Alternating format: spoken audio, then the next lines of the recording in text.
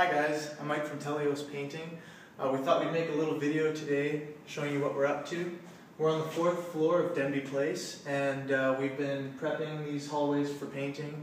We're doing the trim today, and so I thought I'd give you a little explanation of what we're doing because we're spraying the trim.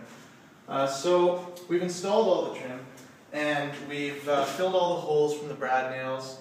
We've caulked all the seams, and we've sanded it all down. We've wiped it down with a wet rag, and now it's dry and it's ready to go.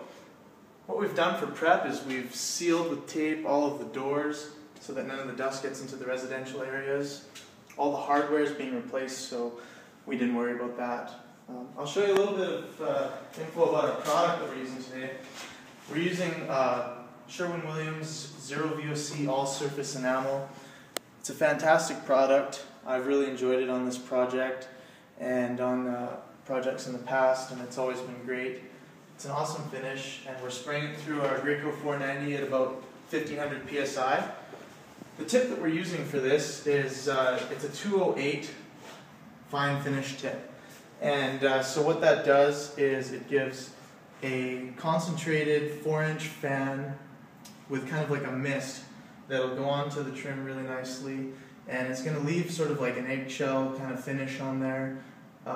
We're using semi-gloss paint, but it's kind of like the feel of an egg, and it's going to be really nice. It's not going to have the brush lines or anything in it because it's just going to be a nice powder coat finish, and that's what we want on this job. So I'll give you a little demonstration, and I'll just explain to you beforehand what we do when we spray. Basically, we want to fan in, we want to fan out. So what I mean by that is when you pull the trigger on a spray gun, usually it spits, and when you let go of the trigger it also spits, and a little bit of paint just kind of spits into a couple drops. And so what we want to make sure that is that those spit marks don't actually land on the part that we want painted. It's okay if it just goes on the floor. And so what we're going to do is, as I'm going to go along with the trim, I'm going to start just as I'm proceeding into the trim. I'm going to start pulling the trigger already, and then as soon as I let go, I'm not going to let go until I'm off the trim. So what that's going to do is any of the paint spits are just going to go onto the floor, and the floor is being carpeted. So I'll just put on my mask, and then we'll start off with this demonstration.